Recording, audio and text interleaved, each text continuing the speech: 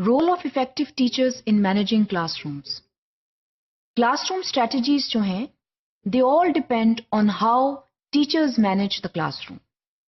जो classroom strategies हैं, classroom management strategies हैं, वो fully dependent होती हैं एक teacher के ऊपर. Teacher के ऊपर ये लाजिम है कि उसको इन तमाम strategies का पता हो और सबसे बुनियादी बात ये है कि rules and regulations जो classroom में set किए जा रहे हैं, उनको वो बहुत एहतियात के साथ स्टूडेंट्स को बताए, क्योंकि आमतौर पर लेसन प्लान डिसरप्ट तभी हो जाता है जब स्टूडेंट्स को रूल्स एंड रेगुलेशंस के बारे में पता नहीं होता. इसके लिए ये बेहद जरूरी है कि जो क्लासरूम रूल्स हैं उनको आप स्पेसिफिक रूल्स में ब्रेक डाउन करें. इसका मतलब ये है कि एकदम आप रूल्स जो हैं वो 1, 2, 3, 4, 5 करके बताने शुरू मत करें. आप उनको स्पेसिफिक रूल्स में ब्रेक डाउन करें और स्टूडेंट्स को वो जो स्पेसिफिक रूल्स हैं वो बताएं. जब आप एकदम सब रूल्स स्टूडेंट्स को बता देंगे तो आधे वो भूल जाएंगे.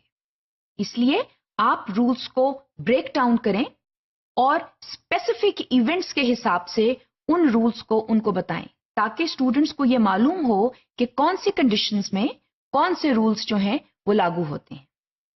इसके लिए बेहद जरूरी है कि जो रूल्स हैं उनको आप क्लासरूम लेसन का हिस्सा बनाएं. जैसे आप लेसन प्लान बनाते हैं और जैसे आप अपने लेसन को डिफरेंट स्टेजेस में डिवाइड करते हैं, उसी तरह आप अपने क्लासरूम रूल्स को एक लेसन की शक्ल में लेकर आएं और प्रॉपर प्रोसीजर्स के तहत आप उनको बताएं. इसमें यह हो सकता है कि आप रूल्स के बारे में प्रेजेंटेशन करें, आप रूल्स की एग्जाम्पल दें, आप रूल्स को प्रैक्टिस करके दिखाएं और इसके साथ आप स्टूडेंट से फीडबैक लें. क्योंकि याद रखें, हमने पहले भी बात की थी कि जब हम क्लासरूम रूल्स की बात करते हैं तो स्टूडेंट्स और टीचर्स मिलकर रूल्स बनाते हैं. Students and teachers they sit together and mutually they construct rules. इसीलिए ये बेहद जरूरी है कि जब रूल्स को प्रैक्टिस किया जाए तो साथ ही आप स्टूडेंट्स से फीडबैक. हो सकता है कुछ रूल्स जो हैं वो गैर इरादी तौर पर प्यूनिटिव हो जाते हैं, गैर इरादी तौर पर वो इतने सख्त हो जाते हैं और जहां पर उस सख्ती की जरूरत नहीं होती. That is why taking the feedback from students regarding the rules is also very very important. तो जैसे मैंने अभी बात की कि जब रूल्स हैं उनकी प्रॉपर एनफोर्समेंट के लिए ये जरूरी है कि आप उनको एक लेसन की शक्ल में पेश करें, ताकि वो एग्जाम्पल्स के जरिए, प्रेजेंटेशंस के जरिए और प्रैक्टिस और फीडबैक के जरिए स्टूडेंट्स जो हैं वो उनको अच्छी तरह जान लें.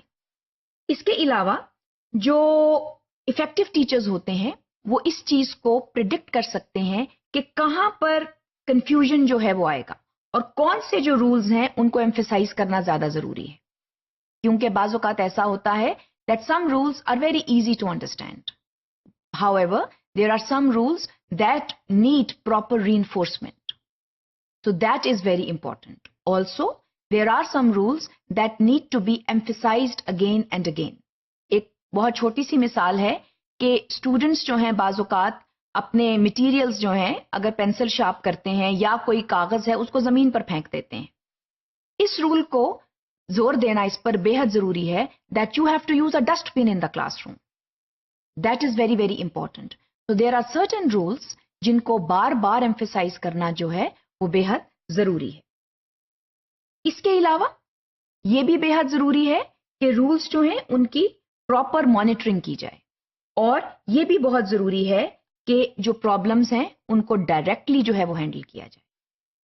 This is all part of effectively handling a classroom and that can only be done by learning the classroom management techniques, and this can only be done once a teacher effectively utilizes classroom management strategies.